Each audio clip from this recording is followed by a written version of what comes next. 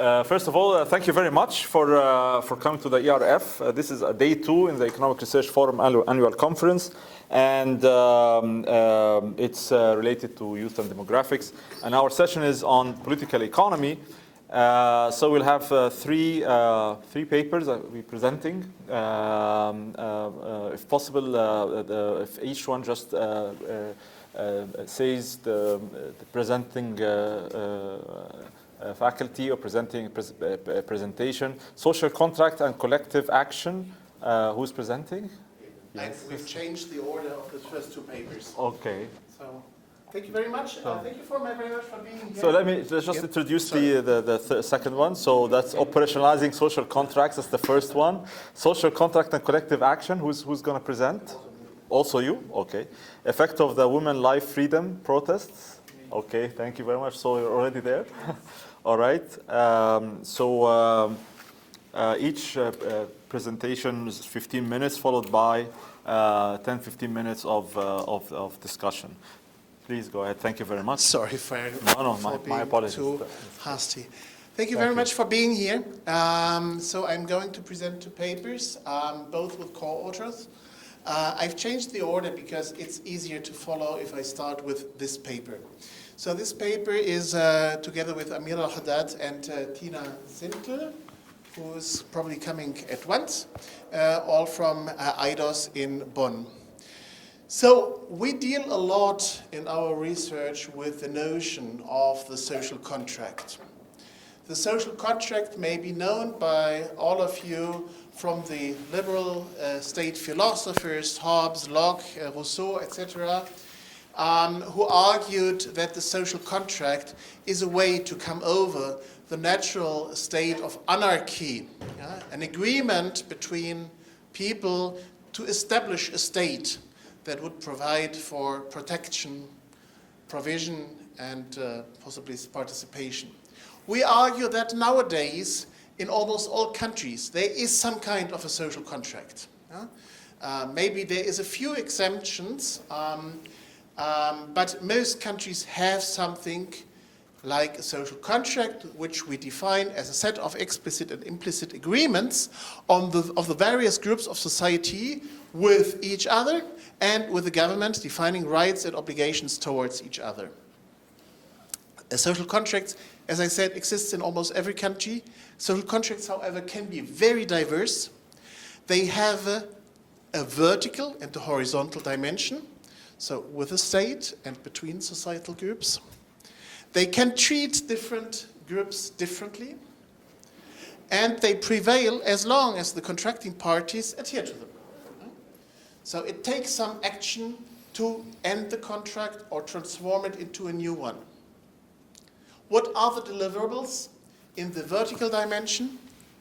So basically we can say what the government can, and perhaps from a perspective of citizens should provide, can be grouped into 3 baskets. One is protection against external and internal threats. The second is provision of economic and social services. The third is participation in political decision-making through elections and different other ways. And society in return is asked to at least accept the political order and the government. This doesn't mean that they must like everything, but the social contract exists as long as the society doesn't rebel against the government, or at least people accept it as long as they stay without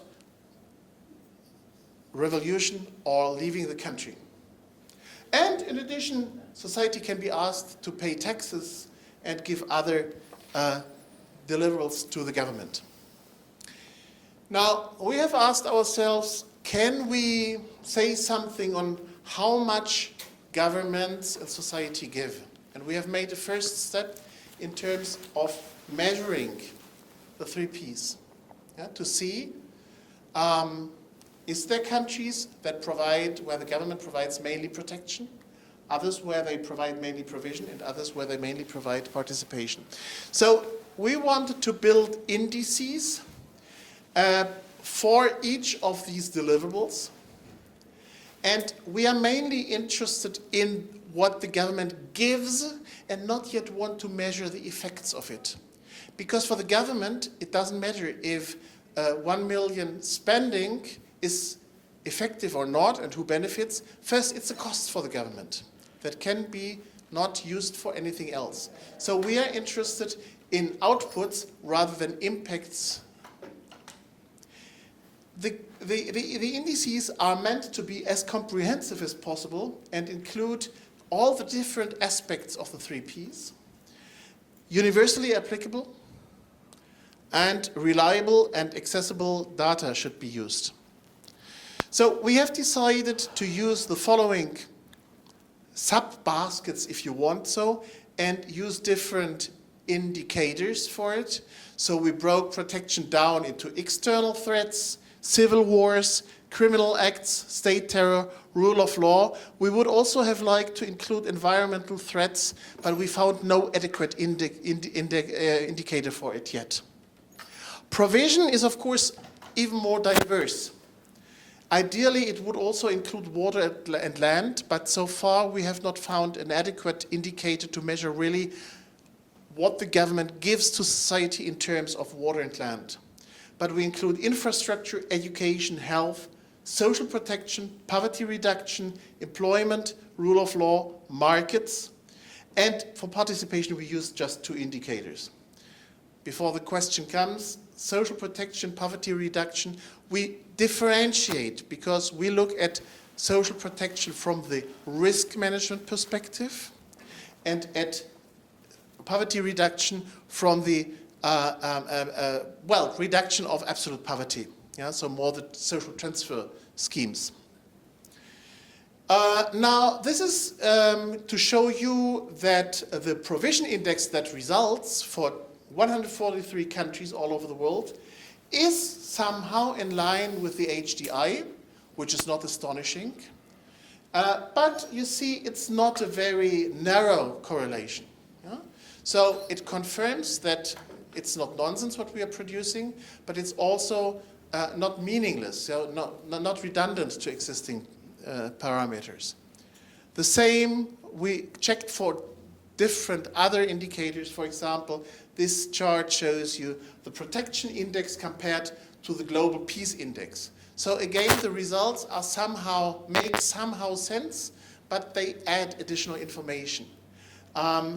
We could discuss why there is variation in terms of different countries, but that we'll really go into too much into the details.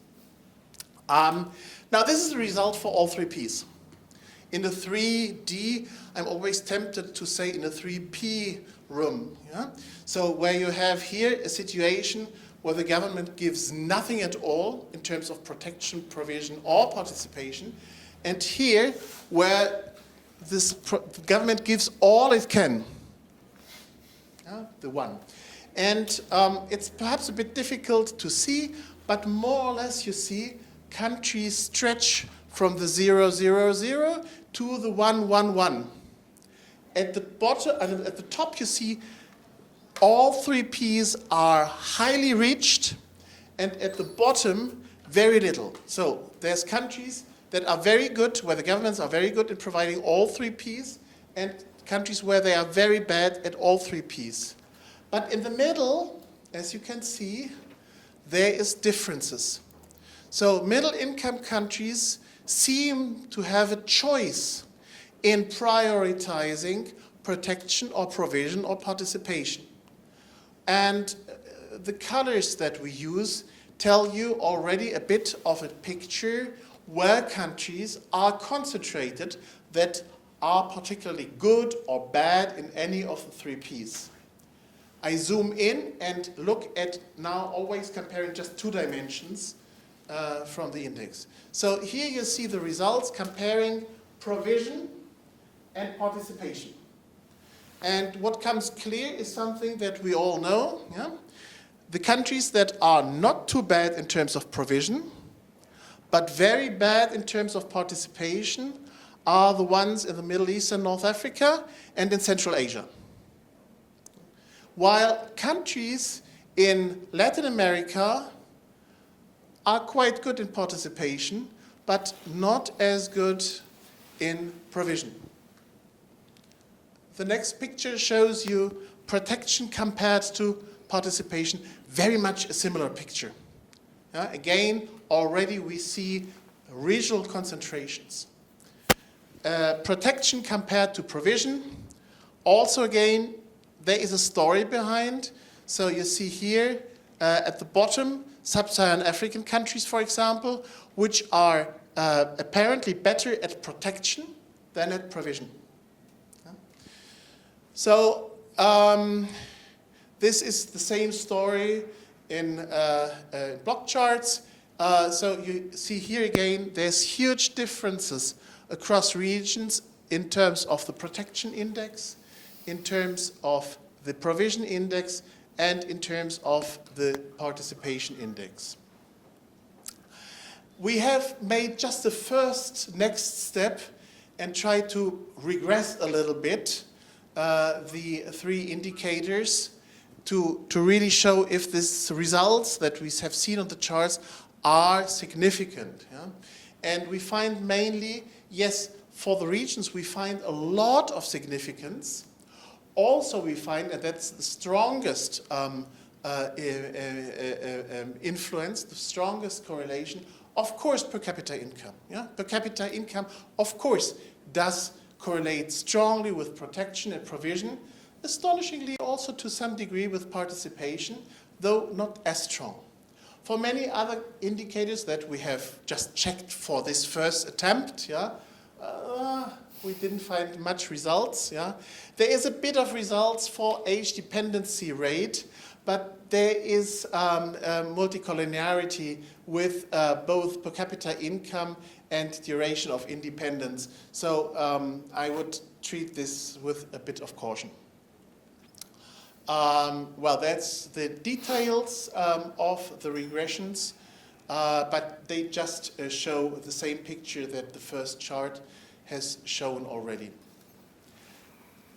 Okay, that's it more or less. I give you an outlook for the next paper that we are planning to do based on this first paper. And the second paper will include data for more than 1 year.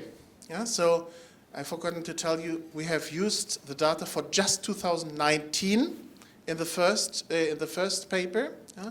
And now we go back to 2007. So we have data points every 3 years. And that allows us to track development of regions. That's the unweighted averages for regions, yeah? For protection, yeah? For provision, and for participation. And we can also zoom in into different regions then. And of course, I zoom into MENA region. So for protection, you see, for all three indicators, there's a lot of stability in the values. Yeah? But there's some exceptions, and it's not astonishing that Yemen is one of the exceptions where really the protection index has gone down. Yeah?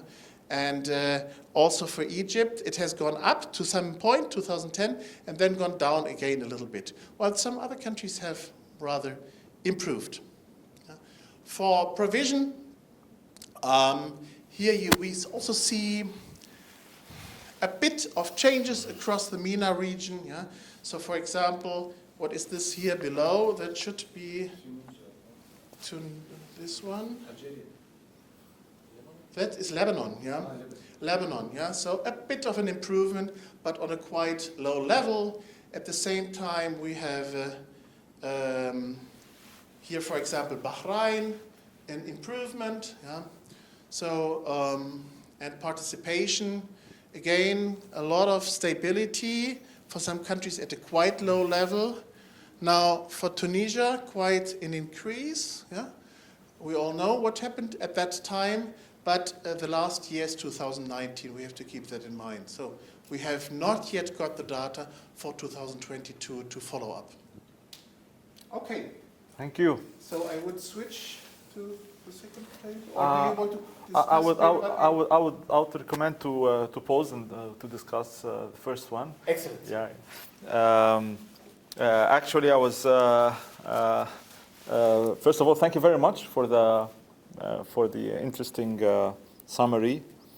I would have some very quick comments, and then I would like to open any questions.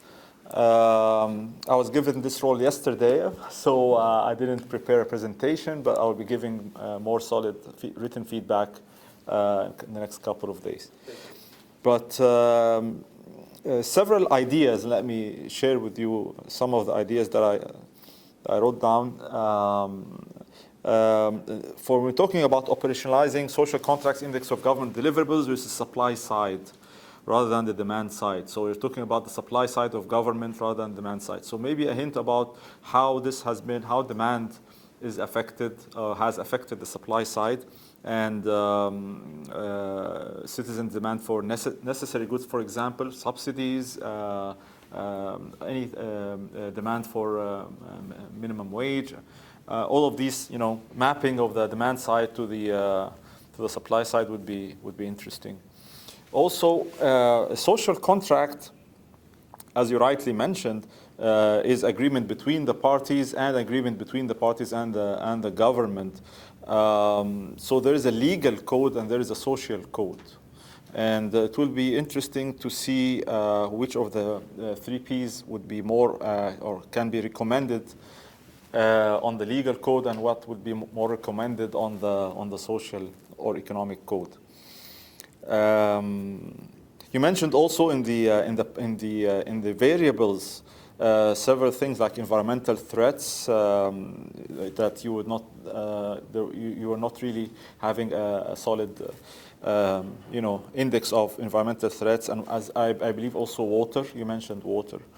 I would use proxies. I mean, even if it's not 100% correct, I would use proxies, even if it's an inverse proxy. So, for example, if there's an index of clean environment, the inverse of that would be a proxy for environmental threat. That water percentage water access by the HDR or UNDP data that's there. So I strongly recommend because these, when we talk about environmental threats and water access, these are really very important elements for livelihood, and so I would recommend to include those proxies. Since ERF is in the MENA region, the charts that you mentioned, maybe in the conclusions, which I did not see actually, or policy recommendations, which I did not see in the first paper, to have focus on the MENA region relative to other regions. That was done in the paper. Also, at the last couple of slides were over time. For example, the Tunisia is over time, whereas the first is, I believe, it's a snapshot, right? Yeah, so it's a different, so are we going to have a snapshot or it's over time? So maybe a focus on, if you were talking about the MENA region, if you can do that, a position change over time like you did for Tunisia, for the whole region, that would be great. Especially there is a political change of environment, for critical years, political change, critical years will be good. My understanding is that 2019 was the date. Okay, so the 2019, that's pre-corona, so pre-COVID. So, but maybe there could be several other years where there are some political changes. Last but not least is I would have loved to see a conclusion and policy recommendations, which is missing here. But I'm sure you have a lot of things in your mind for that.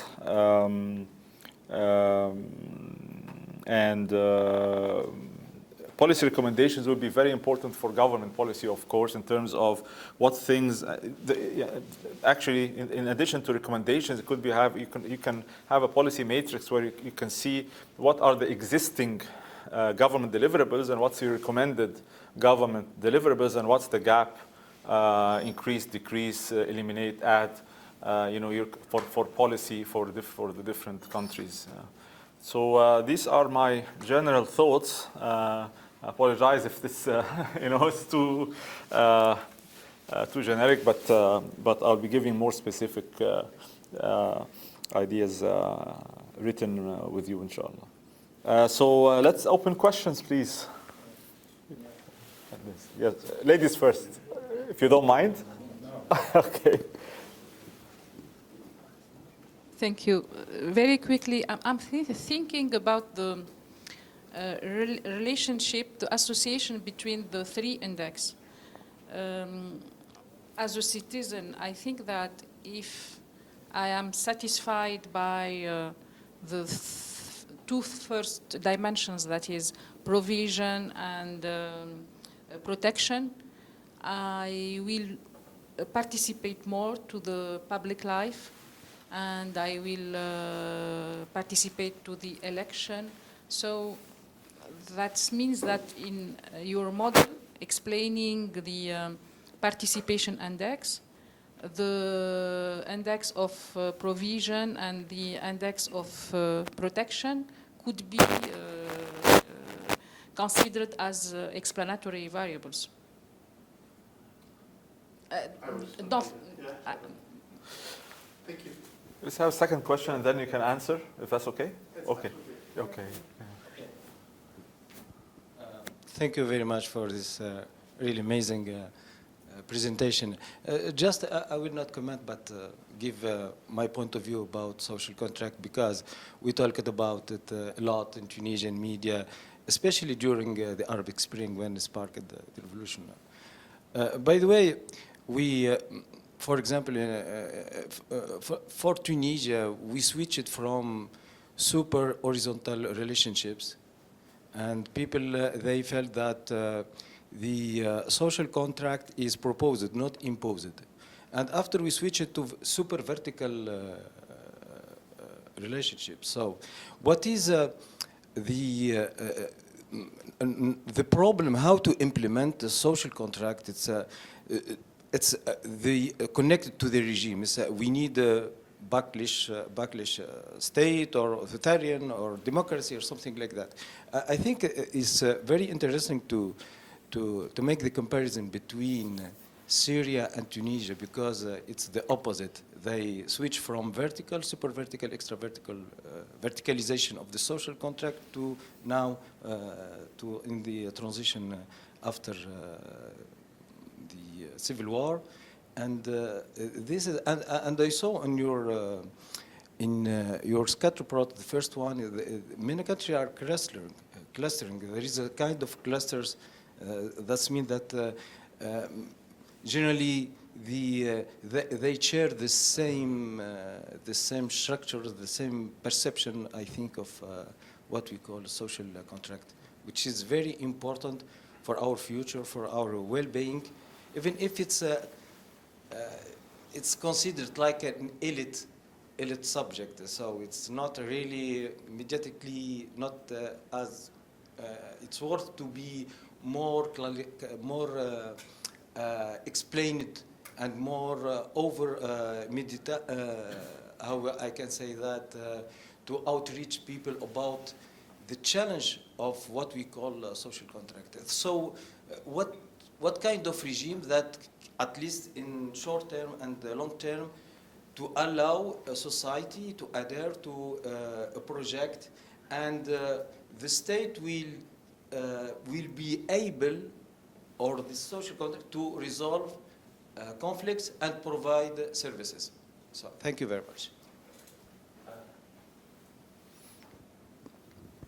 You want to take a third question, or you want to answer the first two? It's okay. Okay. Go ahead. Thank you. Thank you for the interesting presentation and interesting topic, of course. My question is, because I'm Lebanese, so when you said that in Lebanon the provision of social support increased in the last few years before 2019, this is because the government was able to start implementing a World Bank project which was initiated like 10 years back that is related to social protection. So my question is, And from what you mentioned about the demand or a supply approach, if it is a demand approach, the result might be instant, timely, whether it's positive or negative, because usually when there's a revolution, the government wants to implement something now to show that it can stay in office. While if it is supply-driven, it takes time. So does this dynamic that is time-bound affect your perception of improving social contracts? That's my question. Thank you. Okay, I guess we have enough for the 3 questions, and then I need to. My question is very straightforward. Oh, okay, go ahead. Okay. I forgot the first 3, but okay. A very brief question of whether you've looked at the relationship between ethnic or religious fragmentation of the population and your measures of the social contract. I might have missed it in the preliminary regressions that you ran. Okay, thank you very much. I start with the last one. That would be great. We would love to disaggregate by population groups. But for that, we would need data, how much education, how much social protection, how much health, and so on, is given to different groups of the population. That would be the vertical dimension of differentiating by different groups. Plus, we would also wish to measure the horizontal dimension. How is the relationship between different tribes, religious groups, etc., yeah, whatever there is in a country? That is something that we would like to continue. So we have so far just measured government deliverables, yeah, just what the government is giving, yeah, to the whole population. But what you're mentioning is something we would love to do. Let's see how much it is possible. Yeah, but in a way, we have it in mind. Then I continue with the front. Most of your comments well taken and absolutely right. I just respond to the comment on the environment. The problem is that if we measure the state of the environment, we do not measure how much efforts the state makes. So some countries like Brazil, they have a lot of forest. So the environment, the quality of the air, the quality of the water is naturally better than in Egypt, where this is not the case. But that's not the fault of the Brazilian or the Egyptian government. And we are interested in what the government is willing to give from its side to fulfill the promises of the social contract. So if any of you has a good idea for any indicator that really measures government efforts rather than the impacts of these most welcome. And that is also links up to your question. So when we talk about participation, it's not about the willingness of people to participate, but to the degree how much governments allow people to participate. Yeah? So we know the MENA region, it's the provision. It used to be the provision contracts. The government gave social and economic services and as an excuse to not give participation. So in other countries, it's the other way around, perhaps. Yeah? So that's why we are interested in differentiating the 3 Ps. Yeah? So participation is how much does the government, not how much are people willing to participate, but how much does the government allow them. Responding to your question, that is a topic that we are asked again and again. Is a social contract that is more or less imposed to the population still a contract? Yeah? Because I mean, an authoritarian regime says, this is your contract, take it or leave it. In most countries, there is still, so we argue that this is in a way still a contract because there is still the possibility to leave and the possibility to rebel. I know it's limited in a lot of countries, but to some degree, I mean, I always compare it to the people, to a person wandering through the desert, thirsty, and then comes a man and offers him a glass of water for $100.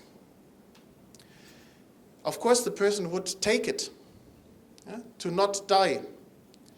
Is this a contract? Yes. Is it a moral contract? No. yeah? But it is still a contract. Yeah? Because the government or the seller of the water is so strong that it can impose a contract. Yeah? So the shape of social contracts are determined by the distribution of power. Now, could you please repeat your question? I know I haven't answered that one. Yeah, it's about the time dimension, whether it is if it is demand-driven, then the change in the social contract. Yeah, Lebanon, exactly.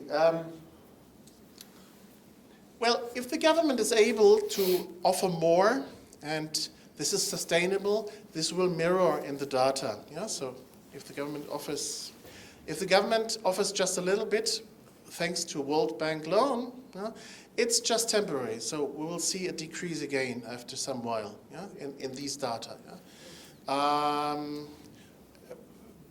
Implicitly, you raised also the question, to what degree is the support of donors for government still part of the same social contract? And we could start a long discussion about it.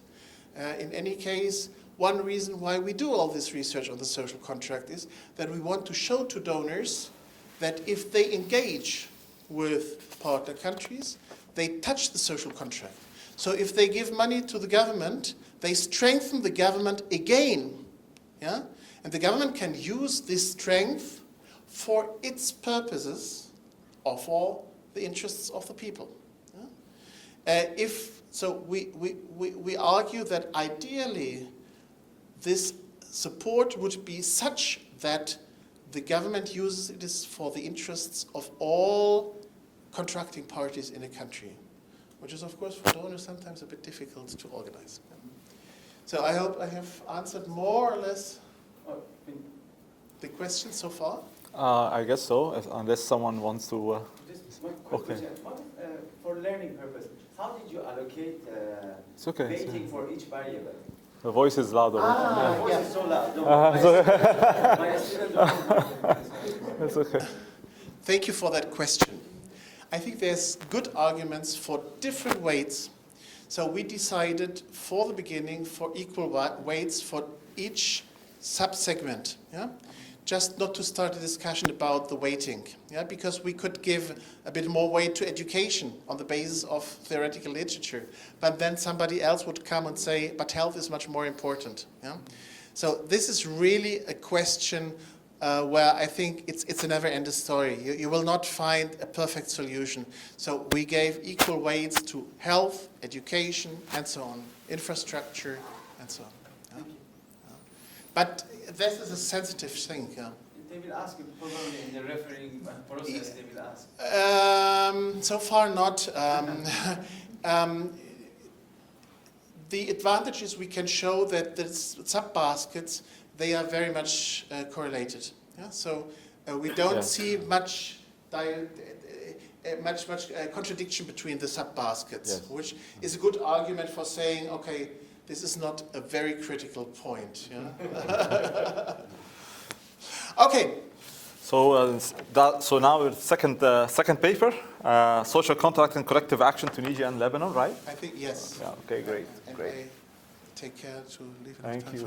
So this is also based on the social contract. Yeah. It is based on the assumption that people probably, if they are not satisfied with social contracts, they develop grievances and go to the streets to protect, at least if they can. And our question is, when do these grievances about social contracts turn into political action? So when do people go to the street, and who goes to the streets? I don't have to show these two charts. So we developed 4 research hypotheses. Who goes to the streets and when. Now the first 2 are that such collective action is cleavage-driven, as we call it. So hypothesis 1A would be that socioeconomically disadvantaged people are more likely to engage in protests because they perceive more intense grievances. That would be people with low income, with low education, unstable employment, females, at least in the countries where females are disadvantaged. And the hypothesis 1b would be the opposite, that socioeconomically advantaged people are more likely to engage in protests because they can afford the costs in terms of time, money, risks, and so on. Now we have two more hypotheses, and they refer to the assumption that collective action is grievance-driven. And the first is very simple. The extent of general social contract grievances increases the likelihood of protest. So if I'm dissatisfied in general, I'm more likely to go to the streets. And the second is, if I feel grievances with the goods that I need most, or I believe I need most, I am more likely to go to the streets.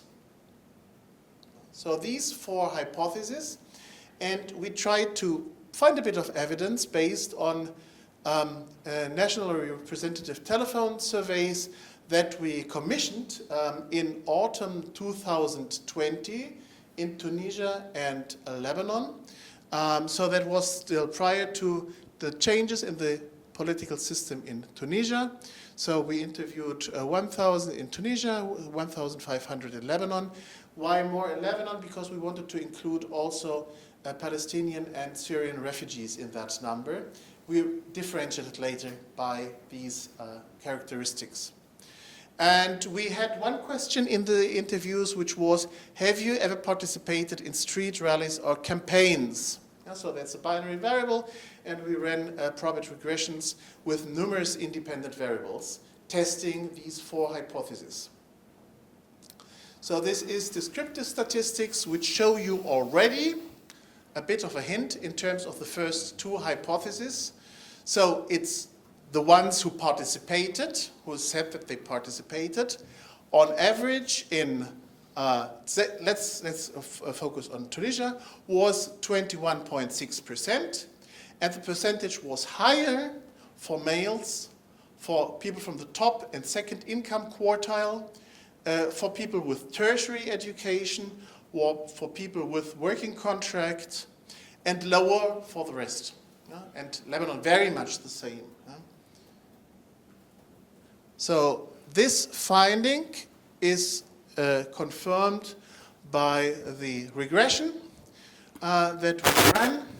So for both countries, very clearly, we see that we have evidence against hypothesis 1.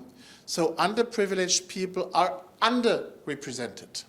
That's people with low income, people with less than secondary education, people who consider their living conditions to be bad, which was another independent variable in our, and females. And we find evidence for hypothesis 1b, privileged people are overrepresented. Rich, high education, males, and people with working contracts. And this holds also if we include interaction terms between the different, because of course we have a lot of correlation between education and income and so on, males and income also, but for all the combinations it holds even if we include an interaction term. At the same time, we find at first glance, it seems as if we find evidence also for hypothesis 2, which would be that people who are dissatisfied in general are more likely to go to the streets, which sounds quite trivial. Astonishingly, this picture changes if we introduce interaction terms with education. Because the ones who are more dissatisfied, people with high education, are more dissatisfied or declare more dissatisfaction in our telephone surveys. So once we introduce this interaction term, we still have significant correlation with education, but the significant correlation with dissatisfaction disappears fully. So we cannot find, we cannot find evidence for this hypothesis number 2, that people who are dissatisfied in general participate more, so they in protests than others. However, this is due to heterogeneity, as I said. Yeah? Now, how about hypothesis 3, which is if people tend to go more often or are more likely to go to the street if their most dire needs are concerned. Here we find, at first glance, that people in Tunisia went mainly to the streets at that time when they were dissatisfied with health, with social welfare, employment, inequality, and inflation. Not if they were dissatisfied with protection, and not if they were dissatisfied with participation. Now, we do not know. Is this because protection and participation is less important, or because until 2019 there was enough protection and there was enough participation in Tunisia? The picture is different for Lebanon, though. Yeah? So people go to the streets if any of the sub-elements of the 3 Ps are concerned. We have to keep, however, in mind that the relevance for education in Lebanon and for health in Tunisia again disappears if we control for degree of education. The rest remains if we control for education, income, everything. Yeah? So the rest remains. That means that we find some evidence for hypothesis 3, that there's a hierarchy of needs in Tunisia, but not in Lebanon. In Tunisia, a high share of protesters is mainly concerned with lack of provision, social welfare, employment, inequality reduction, price stability, while in Lebanon, protests seem to be driven by grievances emanating from lack of all 3 Ps. To conclude, in Tunisia and Lebanon, collective action seems to be mainly cleavage-driven. Socially advantaged people engage more often in protests. The factors that prevent underprivileged people from taking part in demonstrations seem to be stronger than the factors that drive them to the streets. So the costs are higher than the benefits that they see. To some degree, collective action is also grievance-driven. General grievances do not raise the likelihood of participation in protests, at least we find no evidence. More specific grievances do. Lack of provision in Tunisia, lack of all 3 Ps in Lebanon. And these latter trends, they exist across all social strata. So if we focus just on the rich, just on the poor, just on the educated, just on the less educated, these patterns hold for every single socioeconomic group. Okay, so the broader lessons to be taken is government failure in the provision of social welfare and health seems to be particularly hard for people. Protest participation comes apparently with costs that privileged people can more easily pay. Demonstrations are thus no sign of dissatisfaction in broad sections of the population. Yeah? It's a privilege to have the time to be able to afford to go to the streets. So if governments really want to know what the mass of the population wants and when they are dissatisfied, they have to seek for different avenues of expression. Yeah? So protests don't tell a lot on the will of the broad population. It's the privileged ones who go to the streets. Yeah? That's it. Thank you. Thank you.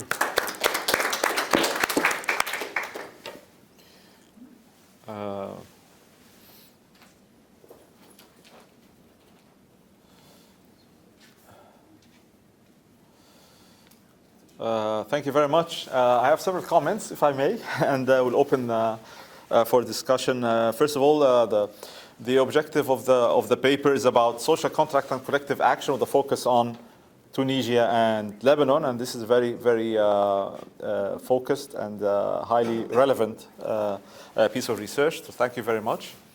The main question is when grievances turn into action. And they have several hypotheses. My understanding is H1A is socioeconomic disadvantaged people are the ones that go for the rallies and protests. H1B is the advantaged people.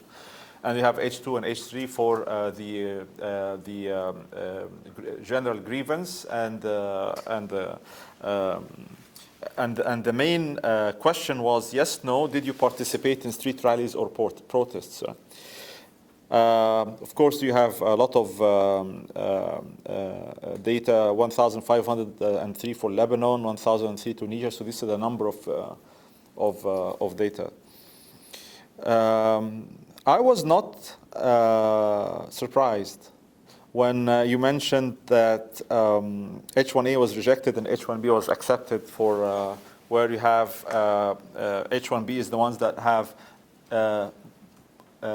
socially advantaged people are the ones that participate more. And when you're putting the H1A, H1B, actually the first thing that came into my mind is the education, because usually, if we look at the history of protests, the ones that starting the first spark are usually the educated, and then the less educated or the more high risk people come next, and. So my general recommendations, or just comments, if I may, is significant correlation with education. This is true, but did you include two things: the herd effect, where it's, the first timers versus the subsequent. So it's like first mover and then the general society. And usually the first mover are the ones that are more highly educated, because they're able to organize and they have less to lose and so forth. So they can do the first mover. But then once there is a significant, herd effect, then you have more social, generic, more social expansion for the protest. So I was thinking, how does this herd effect how can this be included in the analysis, and if it can be included, it would be great. My second comment is if there are any dummy variables for shocks. So, for example, again, when you mentioned the conclusion for Tunisia is the lack of provision, and the conclusion for Lebanon is the three P's, driven by grievances, right? But this comes to mind mapping of Tunisia, lack of provision and government provision. So if there is a dummy for political shock, okay, and we're talking about Lebanon driven by grievances, grievances could be general for a consequence of a financial crisis or financial shock. So somehow a dummy variable somewhere would be recommended where you can have a financial shock or a political shock, to see whether or let me put it another way, it could be a dummy variable for the causation of the protest. Why are people protesting? Is it because of financial or is it because of political? Because this will make a big difference in your hypotheses. For example, if it's a financial, maybe the low income would be having a more significant than otherwise. And if it's political, probably the high income or high educated or high participating will be more significant. So having a mapping of the reasons of the process is financial, like in Lebanon, or political versus Tunisia, the reasoning I think would will map a lot. Yeah. So these are just my general ideas. They're just ideas. Welcome, and let's open for questions. Let's start at the back.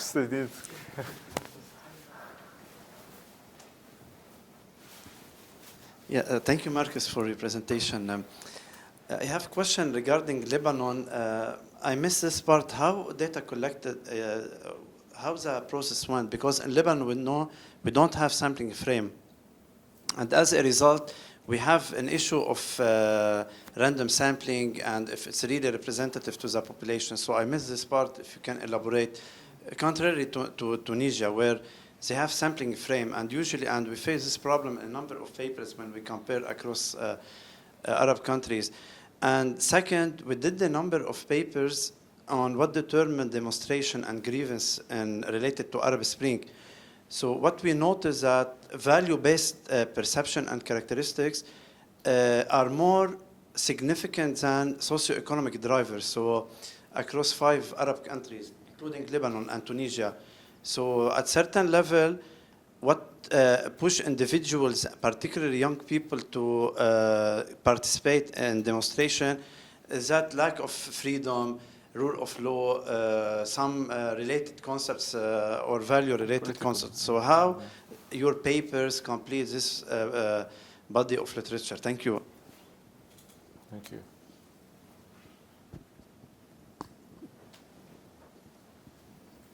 Yeah, so 2 comments. One goes in a similar direction as previous comments regarding the more well-off participants in protests. And I think it's simply easier for them to solve the collective action problem. So they have social networks, in old times traditional social networks, nowadays social media-based social networks. And so it's just easier for them to organize and to spontaneously join in. So I wouldn't necessarily pin it down to them being able to afford participating. And the second point is, it was difficult to see on the slides, it was a bit small, but I think some of the interaction terms are not statistically significant. And in these cases, I would not necessarily interpret the fact that one of the main coefficients becomes insignificant then as meaning that there is not a unconditional effect. So if the interaction term is insignificant, then there's essentially not really a justification for having it in there. Any other questions? I have a question here, please. Yes. Question or comment? I don't know. Maybe both. Yeah, I had a quick question on if I understood correctly, that survey respondents will say whether they participated in it. So I was wondering if there's any tendency for certain people not to respond to that. Maybe the highly educated are happier to say yes. Maybe other people, I know myself in certain situations, I might not say, give the honest answer. Yeah, thanks.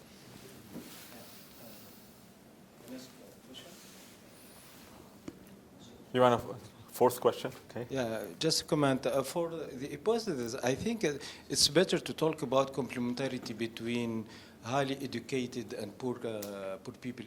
In the case of Tunisia, because in Tunisia, for example, in the Arab Spring, the revolution, the elite, especially university, also, they sparked the movement, they framed the movement, but the impact, and they make the poor people their voice louder. But the impact significantly is the poor regions and regions reputed by their resistance to the government. They make the revolution, and they played a role, significant role in to spread the internationally and nationally. For the interaction, I think variables. I think maybe this will lead to serious problem of multicollinearity. For this reason, you didn't multicollinearity problem because it's a product of 2 variables that already present in the regression.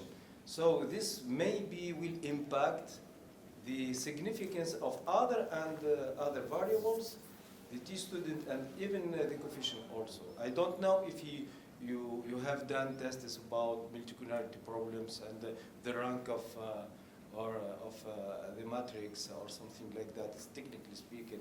Instead, you can do, I think, a composite index to include the information inside the 2 variables or something like that with PECA or something like that. Thank you very much. Okay. Our 5th question, yeah. She always raises hand, but never asks question. No, she asked previous one. She asked once, yeah. She asked. I had a question about the inclusion of Syrian and Palestinian refugees. Yes. In the Lebanese samples. One of them is a sampling concern. which I think you can do random digit dialing in Lebanon, but you can't know the nationality of the person who picks up the phone, and we know that phone ownership rates are also vary across the three populations. And then the other, I think, more important question is, can there be a social contract between a state and a forcibly displaced population in the country that essentially has no rights? And I think there's a major sort of philosophical or theoretical question about whether that can be considered a social contract. And if it is, it's certainly very different from the social contract with the native population. So I would assume that most of your analyses focus on the Lebanese.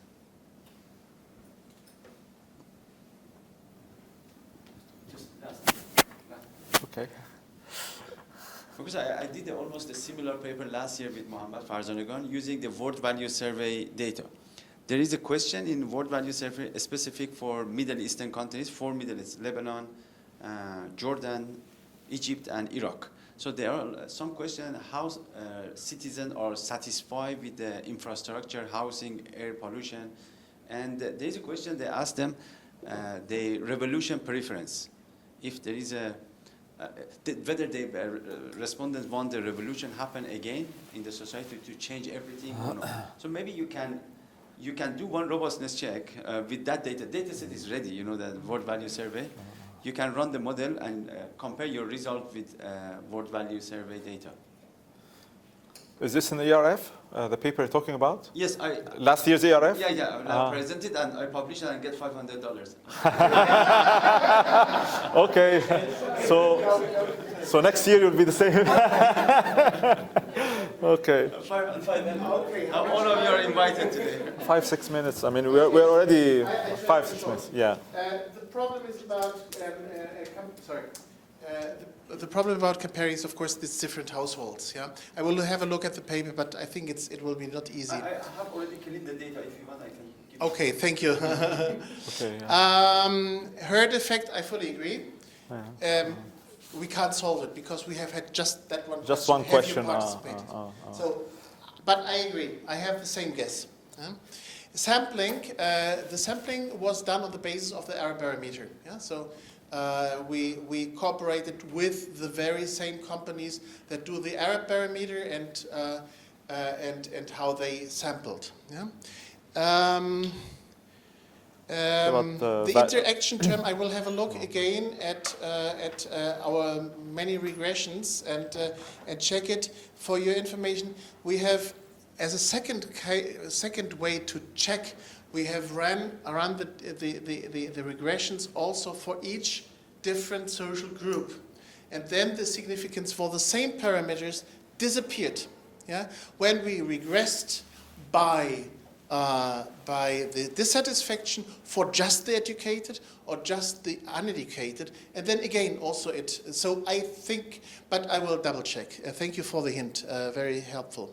Non-response, very little. Yeah, astonishingly, very little. I meant like incorrect response. Incorrect. In the sense that I say no when it's yes. Just honest response. Yeah. It happens in survey. It happens, yeah. So survey bias, you mean the survey bias, or is it incorrect? I mean, is it, so what was the reason of this incorrect? Is it like data, or is it like bias? I don't want to reveal. I mean, let's say in an authoritarian regime that it's not. Yeah, so it's risk. Yeah. Well, I don't know who's asking me the question. Who's on the phone? Who's on the phone? Yeah. Yes. So, survey risk. To be clear, we have, of course, this risk exists, and we can't switch it off. I mean, for any survey, there is always this risk. Yeah. We have done the surveys for 3 countries: Tunisia, Egypt, and Lebanon. Yeah? And the data for Egypt were so strange that we just didn't include Egypt in this analysis. Yeah? So we have checked the data, and based on the results that we found, we believe that at least to some degree we can trust the survey in Tunisia in 2019, in Lebanon, but we didn't want to take the risk of using the Egyptian data. Okay. Yeah, but that's still not satisfactory. Yeah? It's something we cannot control for. Preferences of people. That's a very interesting question.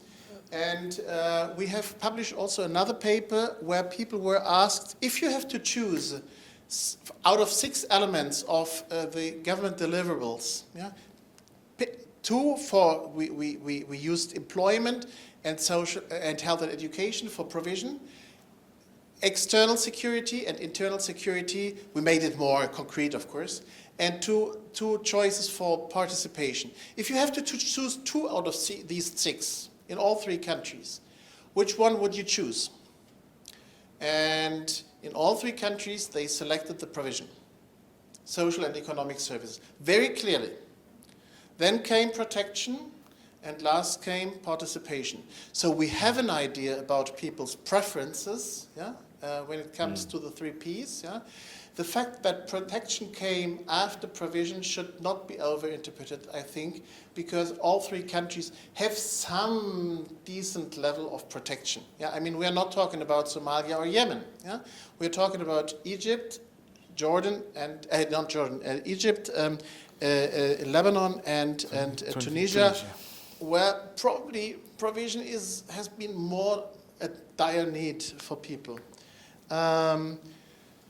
Refugees, in this first paper that I have mentioned, which has been published already, astonishingly, we see a lot of, we have many questions on, do you agree with the social contract? Yeah? Do you feel part of it? And so on. So we have a lot of evidence that the Palestinians feel fully part of being part of a social contract in Lebanon. Yeah? The Syrians also, not just as much, but much more than we have expected. And the astonishing thing is, in almost all our indicators, the responses by the Palestinians in Lebanon are for all variables just the same as for Lebanese. Through the board, Syrians a bit different. Yeah? So the Syrians are a bit worried about different things, yeah? Which is understandable. Yeah? I hope I have somehow answered. Yeah, most of it, yes. Yeah. Although, can I ask a quick follow-up question about the social contract and refugees? I mean, technically speaking, a social contract between citizens, right? Or is it, my understanding from the time of Jean-Jacques Rousseau, about it's basically citizens with the government. So I'm not sure if refugees, I mean, it's a very, very interesting question, and it's a very valid question, but I'm not sure if it's really technically part of the social contract between citizens and government, or what. So, or is this an external actor influence?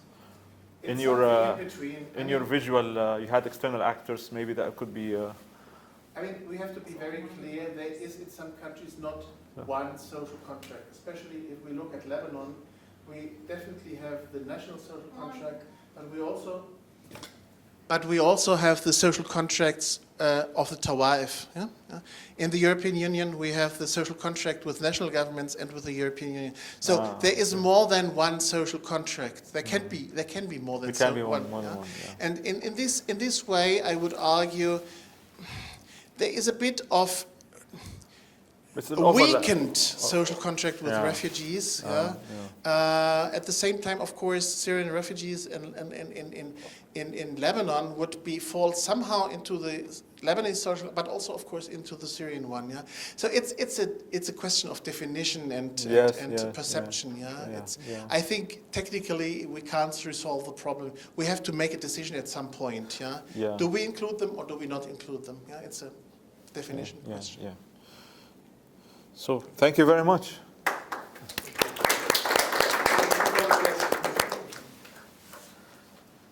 Our last but not least is about women life freedom protests, right, in Iran, and the impact of the life satisfaction, the survey data as well.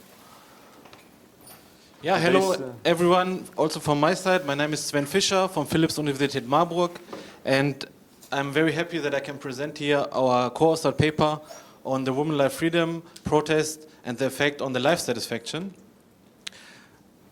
I hope I still have some time after these intense discussions, but I guess we tie directly on some topics that were covered by you, namely protests, and while we are not focusing here for the reasons why people go to the streets, we want to see what will be the social well-being or psychological consequences of protests. So what happened? On September 16, in 2022, Mahsa Amini died in the custody of the morality police in Tehran. You can see here in the picture how she got arrested. And this sparked nationwide protests, first starting in her hometown Sakes in Kurdistan province, and then also going through other provinces and other parts of the country. And this also then sparked or gained large international media coverage, which distinguished this kind of protest actually from other protests before, because there was a couple of other protests before in Iran, also not so far distance, for example, 2019 or 2017. So this is where it started. Here's an overview about where the demonstrations are located, and you can basically see that they were distributed among all the country of Iran. And also many people died, about 481 people were killed, including security personnel, and many people, about 20,000, were detained directly or within the first 82 days. So this is the situation, and when we talk also in the title about the effect of women-led freedom protests, we are talking actually about the overall protest environment, which consists of the protest and the repression by the government, which we cannot separate in our approach. And that particular violence played a role in these protests can be also seen in this graph, where we see a comparison from 2016 to 2022 about violent demonstrations in Iran, and we can see that in 2022 this is exceptionally large when we compare to previous demonstrations. So what is the aim of the study? As I said in the beginning, we don't want to investigate what are the socio-economic or institutional drivers of these protests, but we want to find out how these protests affect life satisfaction in Iran, and if there are certain subgroups in the population that were affected most, especially given the topic of these protests were about female empowerment and the role of women. We are looking if there's a different effect between men and women when it comes to the reduction in the life satisfaction. Additionally, we want to see which kind of mediators might exist. So how does the protest environment relate to this reduction in the life satisfaction? So in the literature, we can find several studies on the subjective well-being, which are measured usually to different indicators such as mental health, happiness, or life satisfaction. However, in the literature, the focus is not so much on protests. We could find only a couple of protest-related studies that focus on life satisfaction, especially on the Occupy movement in Hong Kong. But overall, this is still a topic which we thought should gain some attention, and we were interested to follow this further for these very special protests. So what is the methodology? So we developed a survey, and we used the Kati approach in Persian language. And in the end, we did 2 surveys, which were implemented by the same company that also implements the World Value Survey, wave number 7. So here we are assuming also that we can benefit from their expertise. They use a multi-stage cluster sampling approach to make sure that we have some kind of a representativeness over the whole country. And also we have to thank German Academic Exchange Service for the funding of these surveys.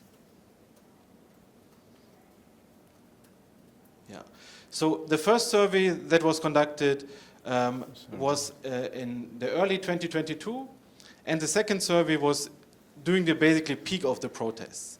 So I have also prepared is it here? Here you can see the overview about the number of violent protests or violent events per month in Iran. And we can see that part of the first survey, there was some violent events in Iran, but the peak was actually here in the October, and then shortly afterwards we were lucky that we could conduct a second survey so that we have basically a difference between a relatively moderate period to a peak period of protests. So what is our assumption here? So we are basically assuming that the participants of the second survey are our treatment group who have directly or indirectly experienced the protest and violence, and the participant of the first survey are our control group. Based on this assumption, we have operationalized different measures of protest. So you can see here that we have tried to use, first of all, a simple dummy variable where we have it coded at 1 if the respondent is part of the second survey, 0 if it is part of the first survey. Then we have also tried to consider different other aspects such as location. So we choose a different dummy where we only coded it 1 if the respondent of the second survey was living in a city of protest, and 0 otherwise. Also, we experimented a bit with other measures, for example, the number of protests in a respondent city, or based on different distances from the protest, the number of protests. And when we are using the number of protests, we were also able to separate violent and peaceful protests. So, and we also, for a robustness check, we look all of the different indicators and see what in the end is the effect on the life satisfaction. The dependent variable is a standard question that we could also find in the World Value Survey. So the question is, all things considered, how satisfied are you with your life as a whole these days? And we have here the 4 answer possibilities from completely satisfied to completely satisfied to completely dissatisfied. And here you can already see an overview about the responses for this variable. And we can already see, when we just focus on the completely dissatisfied and the completely satisfied part, that the completely dissatisfied has increased between the 2 surveys and the satisfied has decreased between the 2 surveys, which gives us some first indication, that there's a change in the life satisfaction between these 2 surveys. So we defined several hypotheses, especially the main hypothesis in the end is that we are assuming that the protest environment has decreased life satisfaction in Iran. In the second hypothesis, we want to find out if this effect is stronger among female respondents. As there's also a special situation with the Iranian diaspora, which have strong and famous TV channels, which bring a lot of information about the protest, about the situation in Iran. We also wanted to see does the media consumption of Iranians, which also inside the country might consume these channels, if this will also affect the protest effect on the life satisfaction. Basically, maybe it facilitates this negative effect, or it might reduce it also. And finally, we want also to see if this protest environment is really driven by the violent protests. In a very simple way, we are trying to understand this with probability regressions. So what is the effect of protest on life satisfaction? We control for a set of other variables as controls, as you can see here, different socioeconomic characteristics, which we have also included in all of our models. Finally, we have also some hypotheses about potential mediators. So we are assuming that the reduction of life satisfaction, first of all, is driven by, or is mediated by the feeling of security. That means due to this violent atmosphere, the feeling of security is reduced, and due to this channel, the life satisfaction is reduced.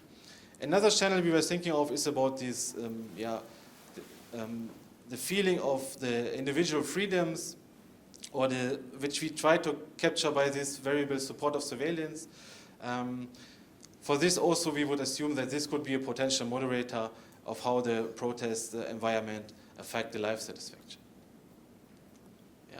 And this is the idea of this mediation analysis, that we have a mediator that is between the protest and the life satisfaction. Coming to the first results here of the hypothesis, or related to hypothesis 1. In this table, you can see in the different columns, different dummy variables, first of all. Those who are called survey dummy is just a very naive, simple dummy variable 1, 0 between the surveys. The one that is called home dummy, it is the one where the protest only happened in the hometown of the respondents. And we can see here, when we look just as the full sample, that we see a negative and significant effect of the protest on life satisfaction. And we see also, when we look at the variable which is only where the people are having experience in the hometown, also negative significant effect. However, here the marginal effect is a bit larger. Also to note, we are reporting here the marginal effects, which would be then, let me also show it to you here, would be interpreted in this way. So that means being in the treatment group is associated with a 3.6 percentage point lower probability of being satisfied with life. This marginal effect is larger when using the dummy variable, which is 1 if a respondent lives in a city of protest, which also shows for us that the distance to protest might matter. And then we have also the hypothesis 2, which was focusing on the female subsample. And here we can see also that the marginal effect increases in both types of dummies. We can see the dummy for the, is it working?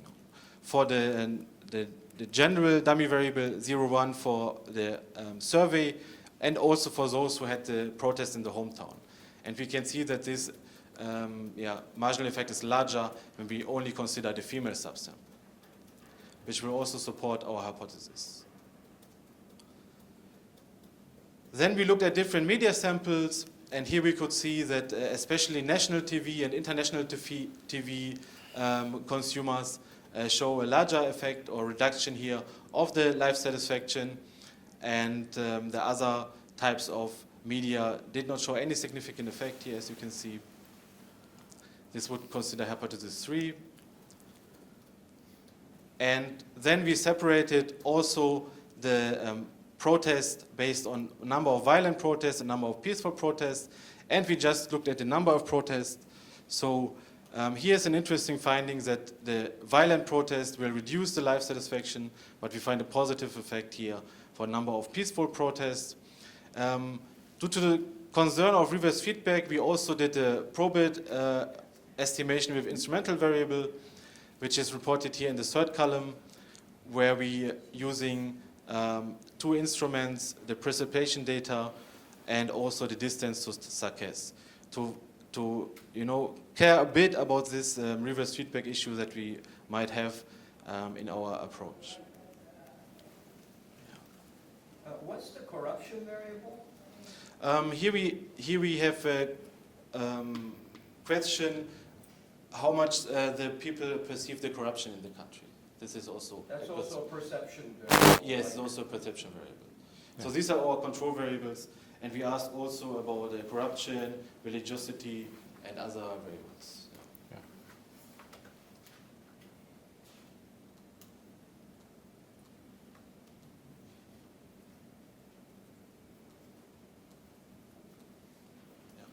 Finally, we come to the mediation analysis, where we then looked about the direct, indirect, and total effect of protest on life satisfaction using these 2 mediators.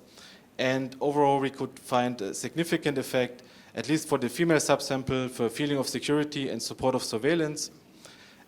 For the full sample, we could only find the significant indirect effect for the support of surveillance. And when we look at the proportion of the total mediated effect, we can say that about 30% of this effect of life satisfaction on the of protest on life satisfaction is mediated by these 2 mediators. Yeah, this would refer to our last 2 hypotheses. Coming to the conclusion, so overall, our results suggest that the protest environment is associated, that anti-associated violence had a negative effect on the population's life satisfaction. We could see the largest impact of these protests among women and consumers of international TV. We could also see that the feeling of security and support of surveillance are important mechanisms that can explain how protest can decrease life satisfaction. And overall, we provide new empirical evidence on how protest, violence, or instability can affect subjective well-being of Iranians. So maybe also two words about what are potential policy recommendations. So potential recommendations would be that while we also showed that peaceful protest might be helping to increase the life satisfaction, so giving room for peaceful protest should be one of the recommendations, and also trying to maybe de-escalation tactics for police forces and so on, so that from both sides there will not be any sparks of violence and there would be a peaceful protest allowed. So I leave it for here. I think we are also very late in time, and I'm looking forward to your comments and questions. Thank you very much. Thank you very much. We actually have 7-8 more minutes, but 7 minutes. I'll just take 1 or 2 minutes quickly, and then we'll have a round of questions. Thank you. And I think we can stay for extra 5 minutes, if that's okay for all of you. Okay. Just a quick thank you very much. And the trigger of the woman that died in custody and the anti-government process in Iran. You mentioned the background, the motivation of 481 people killed, 20,000 detained.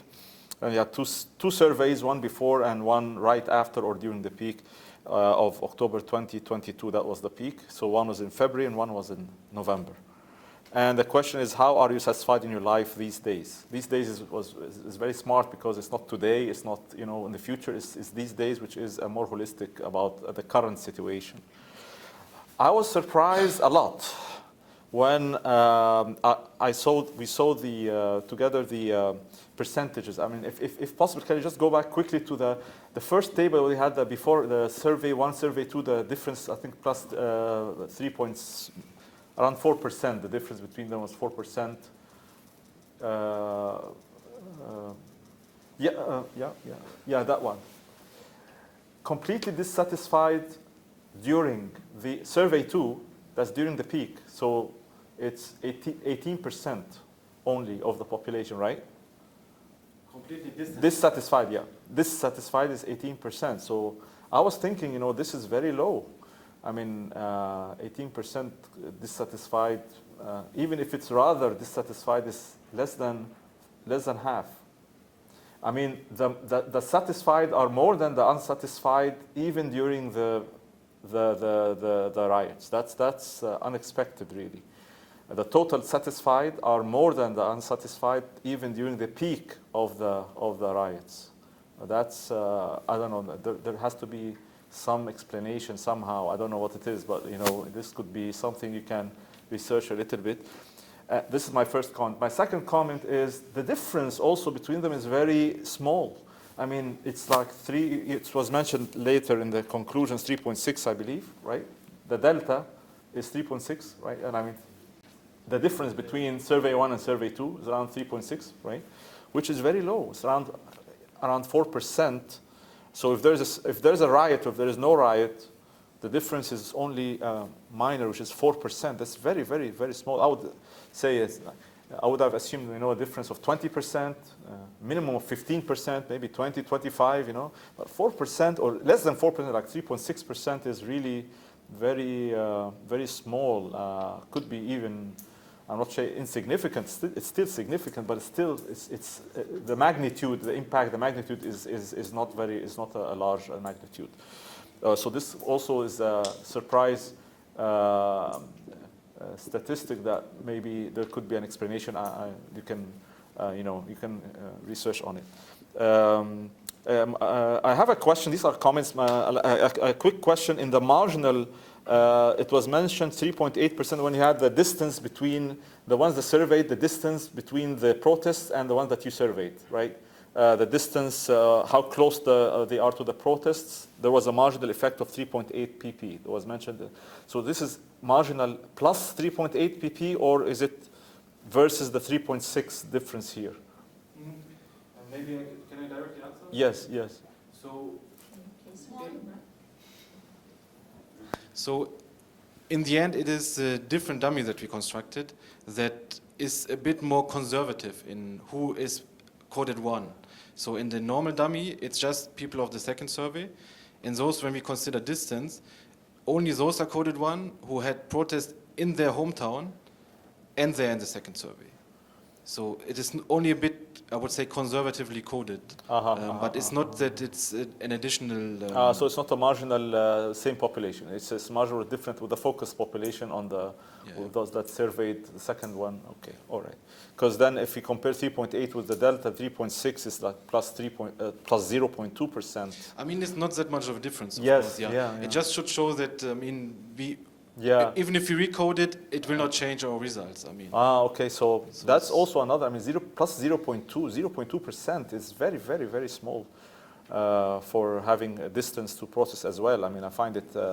So these are really surprising results, but it's interesting. So these are my general comments. So any questions, please? Yes. Dr. Insan, he was not here. I wasn't the first to be recognized, but thank you very much. This is very interesting.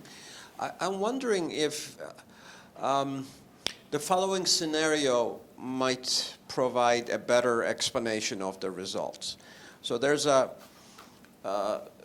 terrible incident, and it's not something that you can just ignore, right? So people respond to it by protests and so on.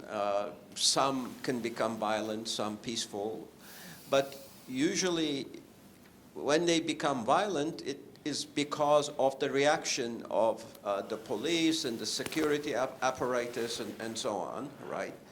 So when people say they're dissatisfied, are they responding to is their dissatisfaction tied to the protests or the reaction of the security apparatus to the protests, which deepens their sense of being in a terrible country, so to speak? Okay, another question.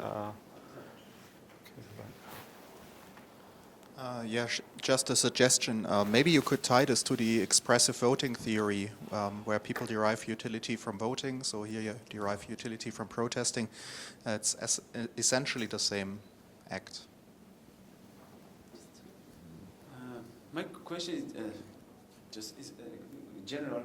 Why do you focus on life satisfaction?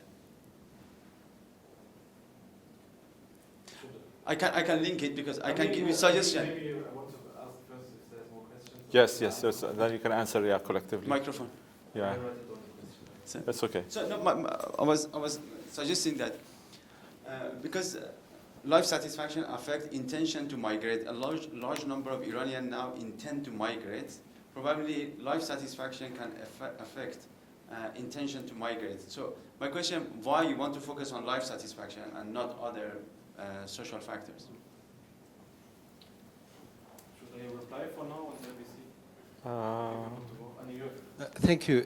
Yes, just I want to focus on two variables, the age and the fact to be married. You found a non-linear relationship between satisfaction and age. It's negative and after positive. That means when we get older, it's we are more satisfied to life. So that means it's a sign of resignation, or we start by to be inspired when we are younger and after we resign or something like that. And surprisingly, you find a positive impact of merit to life satisfaction. I don't know if you confirm that, or it's very, very confusing. Thank you.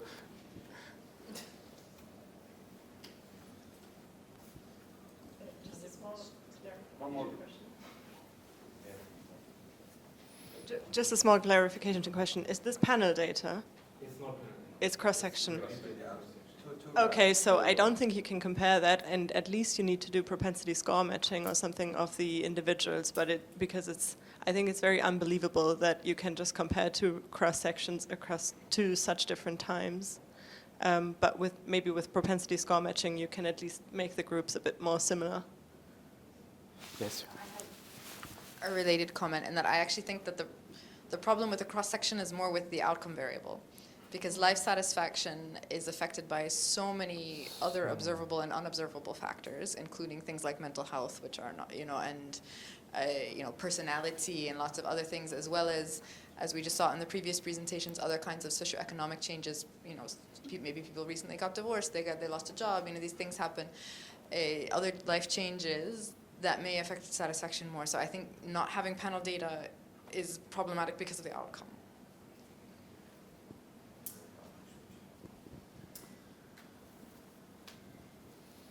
So, yeah, thank you very much for all your comments and suggestions. Let me briefly reply to some of those. I think to yours I have already replied more or less, yeah? Or do you have some? yeah, it's okay. I mean, there needs more research, I guess, or more we can discuss further, Yeah. definitely. Yeah. So, I mean, overall, why the effect you consider it low? I mean, there was huge protests, but it's not that the whole country was burning or, like many people could also live their lives normally. I think this relates to why life satisfaction as well, because the question is too general about life satisfaction. Maybe the question, if it was, how do you perceive the uprisings or the street protests, and something more specific about the riots rather than life satisfaction, maybe the answers would have been different. But I don't know. Then the comment about if it was the protest or the reaction or the repression of the government. So as I tried to say in the beginning, we cannot separate this effect. So we call this like the protest environment, that it is in the end a combination of both. Some might argue it's more the repression of the government. Some might maybe argue it's the chaos that is due to the protests.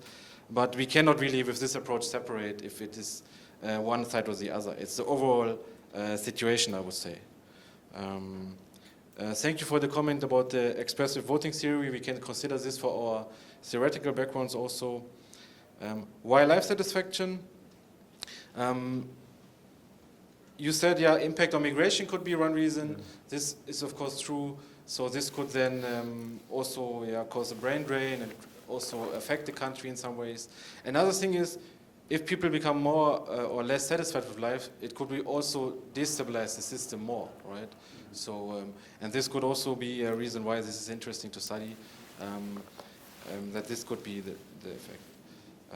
Then about age or marriage, I mean, on the marriage part I will not comment, but on the age, I mean, we had it only here as a control variable. Now included in an earlier version, we also looked at the different age groups with different measures, and we could actually see that in the younger age groups, the effect was more, stronger from the reduction of life satisfaction. In the older age groups, you could not find a significant effect.